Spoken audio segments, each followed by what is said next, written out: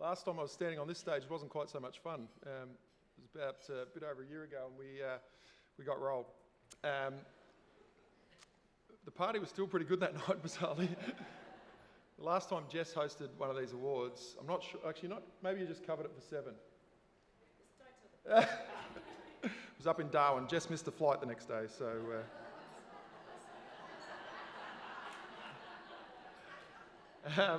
Yes, so thank you all for being here. We're really appreciative of you giving up your night in the lead into a long weekend. And tonight is a celebration. It's absolutely what it's about. And luckily, we've had a bit of practice through the week, so I reckon we've got our eye in. I reckon we'll be in good form. It's also an opportunity, obviously, to acknowledge the achievement of our players individually and then as a collective. So those two things are really important.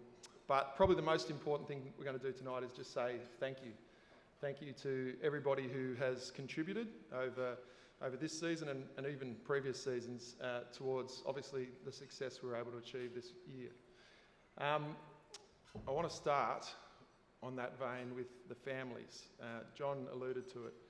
But often, in fact nearly always, our families sort of bear the burden of our aspiration. And the harder we strive and the more we try, the more they miss out. So to all the families, we want to acknowledge that contribution and hope. And obviously this year we had some success, so you know, at times like that it can feel all worthwhile. But we don't want to gloss over everything that you give to us and everything you do for us, particularly this year. As we highlighted, the COVID situation has meant it just took a bit of the fun out of life, to be honest. It was no good at all. And our families bore that brunt. On a personal note, I'd like to thank my wife, Ali, for all that she does for me. Today's actually our daughter Maddie's birthday. And in our family, when it's your birthday, then you get to be queen for the day. Or king in my case. But Maddie was queen for the day, and Ali did an amazing job of making her feel special and did some great fun things with her. So she did have a great day. But the fact that we're here tonight kind of highlights that unfortunately sometimes our families miss out. So thank you to the families. Also want to mention the sponsors, our co-major partners in WorkSkill Australia and BHP. I do bang on about this a bit, but we'll never take that for granted because you can't build an elite program without significant support, and we like to think that we spend those dollars really wisely. We're not at all expansive. We run a lean ship, but your contribution makes it possible. To the Premier partners equally, and then yes, to our new cohort, a little gang came on board this year called the W Club, and the intent was to give them a little look behind the curtain and to provide some inner-house opportunities, and we didn't really get to do that because of the COVID situation, but hopefully you had fun, hopefully you enjoyed the ride, and more to come, hey? If I now take it back inside the tent, I can't actually find all of the coaches, but I know Cappy's here because he always gets a good seat. And I can see Fricky and a few others, but where's Emma and CJ? Where are they logged? Down that end. Very good. Yes.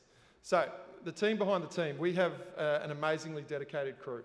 And I will start with the coaches because the senior coach sometimes gets to stand up and bask in a little of the reflected glow of team success, but the assistant coaches and the development coaches very rarely do. The reality of what happens, and I know this because I've been one for quite a period of time, is the day-to-day operation, the day-to-day coaching very much falls to the assistant and the development coaches. They're the ones that spend more time face-to-face with the players, guiding them and making them better. And it's an enormously rewarding job. It's the best job in the world. But you don't get that external accolade. But what I would say is it doesn't really matter because the people that do matter know, I know, and certainly the players know what you do for them. So we appreciate that immensely. Equally to our high performance team, great job this year. To our medical team, to our trainers, to our welfare team and our list management team. I'm saying team, it's really just one person. But that's okay. Put together, we're a pretty tight unit. And John called out Phil. Harps is the most experienced administrator in our club. And we're very lucky to have him. He put this together. and he keeps it together. And Harps is very lucky to have Vicky, because Vicky's the heartbeat and Vicky is the answer. If you need an answer, Vicky, what's... and she'll know. She knows everything. So we're really lucky. We've got a great team, and we're really thankful. We've also mentioned our members and our supporters. So there's the Rainbow Crows over there. You can't miss them because of their hair. But our team has been watched by more people than any other team in AFLW history. And we're immensely proud of that. Not so much because of the team and what they do, but because of what our members and supporters do. You know, they are the reason we exist. The reason we have the Adelaide Football Club is because of our members and supporters, and the fact that they've got behind this team and these players in the way that they have over the last 6 years, it just fills me up, fills me with immense pride. So happy for what they have done for us. And when I talk about the players, wow, we've got a pretty good crew. I sometimes sit and think, I wonder if they actually know how bloody good they are. I wonder if they know how good they are. I wonder if they know how good they can be. And the answer is probably no, because I was young once too, so you don't worry about that stuff. But they are good. They're real good. And what makes them good, and I've heard the word mentioned a couple of times already tonight, well, there's one word, which is talent. They've got that. They've got plenty of talent.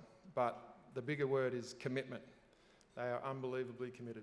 They're unbelievably committed to being good, and they're unbelievably committed to each other and helping each other be good.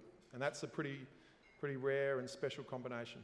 So our players, well, I'm very lucky to be associated with them, and I think we're lucky to have them as part of our club. Yeah, they're good. I was thinking about our team, right? I was thinking about our team today.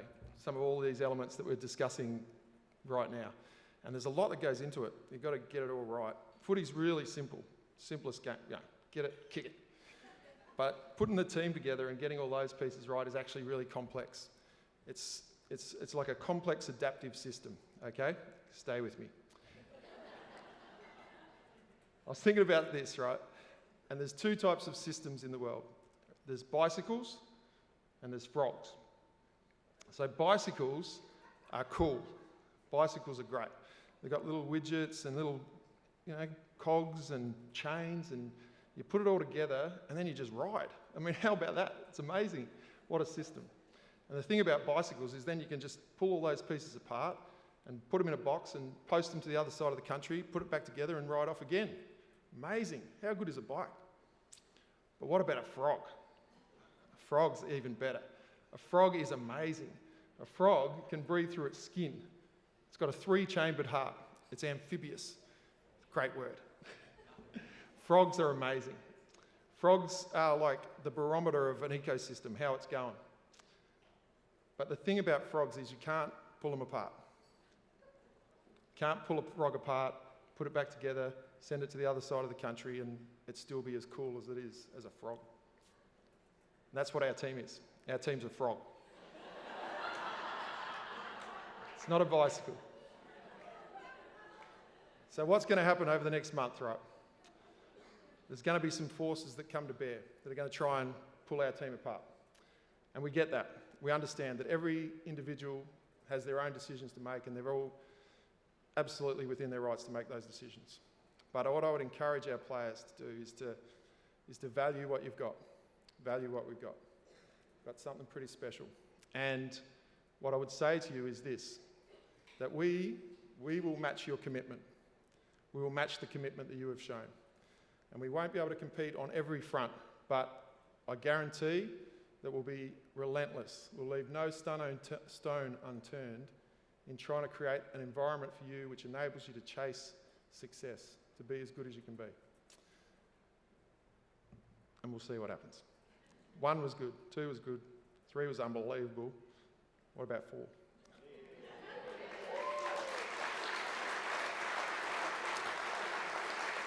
I won't go on too much longer, but on that front, that commitment I'm making, right? I'm making that on behalf of our club. And I love that John called out all those things which we've done, because actions speak loudest, yeah? Don't always trust what people say, but trust what they do. And we have got a track record which says we will show that commitment. We will show it. But we're not perfect. We're not perfect. and we need to be better. As good as we've been better than any other team in the competition. It's why we've had success.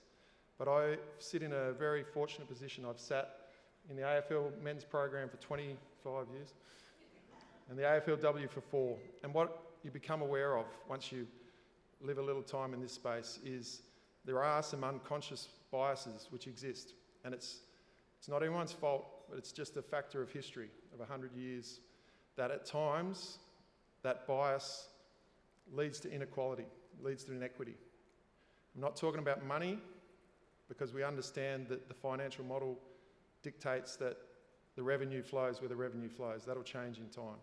But we just need to be really, really careful and not sloppy in our mindset and our attitude towards this team.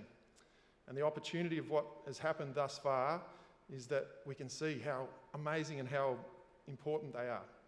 So we need to make sure that we maintain that commitment and that we do better, because we will have sustained success if we do better, if we don't settle for the status quo. We've got to where we are because we said, no, we're not going to have the status quo. We're going to treat this team in a manner that it should be treated.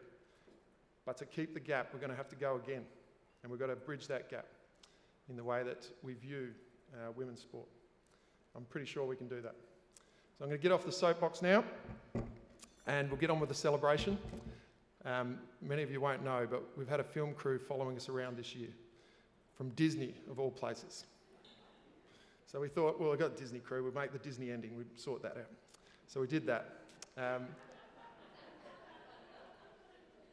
Tonight's a celebration. What we're going to do is we're going to share the experiences. We might share a few drinks, but we'll share the experiences of this season, because the documentary will be great, but it won't tell half the story. We've got to tell those stories here tonight. Make sure you get right into it. Chew someone's ear off and tell them how good it was, because it doesn't happen every day. We want to imprint those memories and keep them with us. Thanks for giving us up your time. I've got someone very, very important going to speak to you now. She couldn't be in the room, although, is she in the room still? All right, Chelsea, we're going to throw to you. So hopefully, through the miracle of TV, we'll now speak to Chelsea Roundel. Yep. Hey everyone, you guessed it, the weather unfortunately got me, sorry I can't be there tonight. Living in my caravan, I've got a portaloo and a portable shower out back here. I'm sure you all look stunning and enjoy your night. It's tradition when we win a premiership at Club Champs, I do a poem for you, so here it is.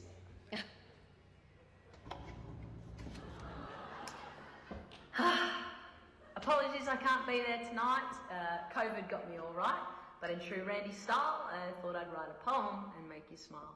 Never have I been a part of such a champion team that was willing to sacrifice so much for the ultimate dream. We set out early with what we wanted to achieve, a premiership. It was certainly possible, we all believed. It was going to take every single individual to play their role, from players, coaches and support staff to give their heart and soul. This extended to club staff, board and support from our men's programs, families, partners, members, sponsors and fans. Operation Shiny Cup could not have been achieved alone. So thank you for the dedication, support and commitment that you've all shown. What I love about this magnificent crew is the care for one another and desire to live our values of true. This football club is so much more that meets the eye. For a lot of us, it's friendships, our purpose, our reason why. I'm honestly so proud of us all, the culture and legacy we've created in women's football. Thank you once again to everyone involved. It's been an absolute pleasure to watch this program and club evolve. 6 seasons, 4 grand finals, 3 premierships, and so much more. But we're not done yet, so get behind me and let's chase 4.